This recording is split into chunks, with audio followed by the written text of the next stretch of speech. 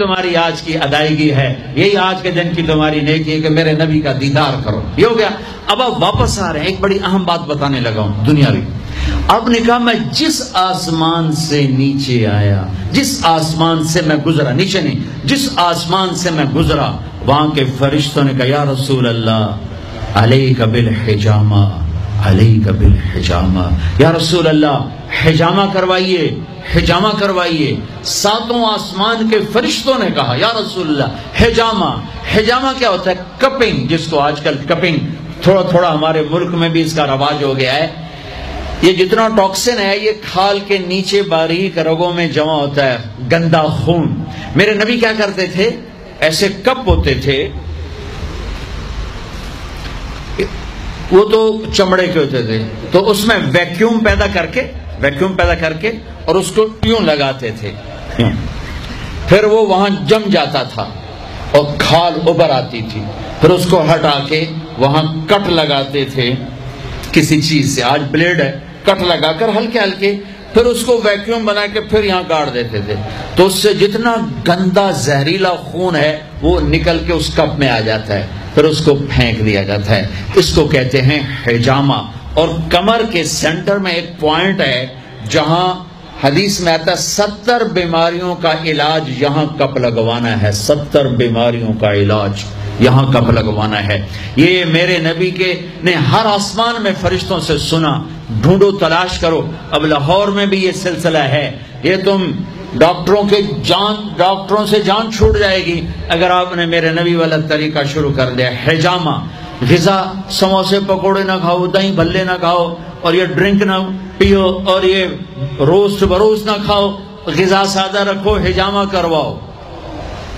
تمہیں اللہ بیماریوں سے نجات دے دے گا، تمہیں ڈاکٹروں سے نجات دے دے گا.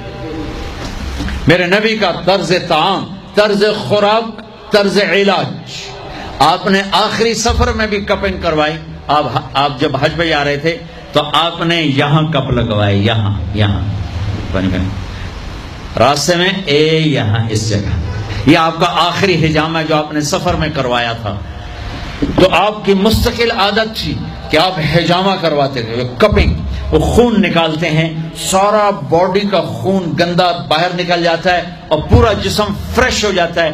بغیر دواؤں کے اللہ شفا یاب کر دیتا ہے. غذا سادہ کھاؤ، رات کو جلدی سوو، صبح جلدی اٹھو. میں پوری دنیا پہ ابھی افریقہ کے 8 ملک پسماندہ 5 بجے کے بعد بازار بند ہوتے ہیں. یہاں رات 9 بجے شاپنگ کے لیے نکلتے ہیں. میرے رب نے رات سونے کے لیے بنائی، دن کام کے لیے بنایا. اتنی نحوست ہے کہ 12 بجے تک بازار نہیں کھلتے، 11 بجے تک بازار نہیں کھلتے. میرے نبی نے فرمایا جعلت البرکۃ فی بکور امتی، میری امت کی صبح کے وقت میں برکت دی گئی ہے. میرے نبی نے فرمایا صبح کے وقت میں رزق تلاش کرو، صبح کے وقت میں اپنے رزق کی طلب سے غافل نہ ہو، سو نہ جاؤ. اب سارا تاجر صبح سوتا ہے، ساری منڈیاں، سارے بازار رات 11 بجے تک کھلے ہوئے ہیں. بچوں سے دور، بیویوں سے دور. رات 11 بجے دکانیں چھوڑتے ہیں، 12 بجے کھانا کھاتے ہیں. بچے یا سو چکے ہیں یا اپنے ٹی وی پر مشغول ہیں. یہ 12 بجے کھانا کھا کے ہی سوتا ہے. سارا کھانا پیٹ میں زہر بنتا ہے، پھر پیٹ پھول کے باہر. پھر جناب شیخ صاحب ٹردے جا رہے ہیں، آپ سجے پاسے تے پیٹ کھبے پاسے. اور پھر ڈاکٹروں کی چاندی، کسی کو بلڈ پریشر، کسی کو شوگر، کسی کو ہارٹ، کسی کو کچھ. یہ سب فطرت کی زندگی کو چیلنج کرنے کا. یہ ساری لوڈ شیڈنگ اللہ کی قسم ختم ہو جائے گی. شام مغرب پہ بازار بند کرو، صبح اٹھو. سارا یورپ، سارا امریکہ، سارا چائنا، سارا افریقہ میں جہاں پھر کر آیا ہوں، 5 بجے بازار بند ہیں. 9 بجے سناٹا ہوتا ہے، ہو کا عالم ہوتا ہے. تمہارے 9 بجے لبرٹی سے گزرا نہیں جاتا ہے. کیا ظلم و ستم ہے. نہ دین جانتے ہو نہ دنیا جانتے ہو، نہ تم دین کے واقف ہو نہ دنیا کے واقف ہو. دنیا سے بھی جاہل ہو، دین سے بھی جاہل ہو. دنیا کا بھی ظلم کر رہے ہو، دین کا بھی ظلم کر رہے ہو. لا سمرۃ بعد العشاء، میرے نبی نے فرمایا عشاء کے بعد کوئی مجلس نہیں ہے. سو جاؤ، تہجد میں اٹھو،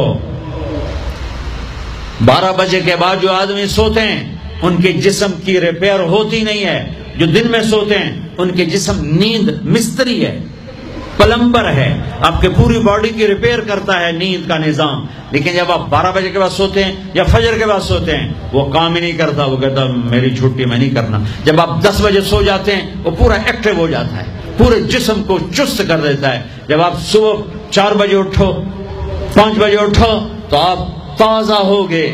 رات کا جاگنا دن کا سونا نحوست. آپ کی بجلیاں تباہ پہلے ہی تھوڑی ہے، اوپر ساری رات کے دکانیں، فنکشن.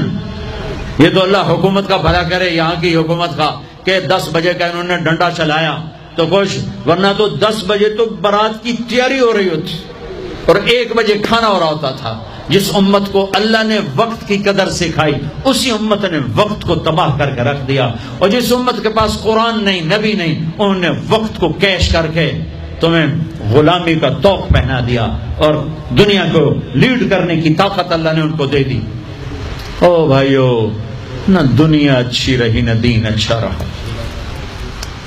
رات کو جلدی سو، فجر پڑھی جائے گی آرام سے، تہجد پڑھی جائے گی آرام سے.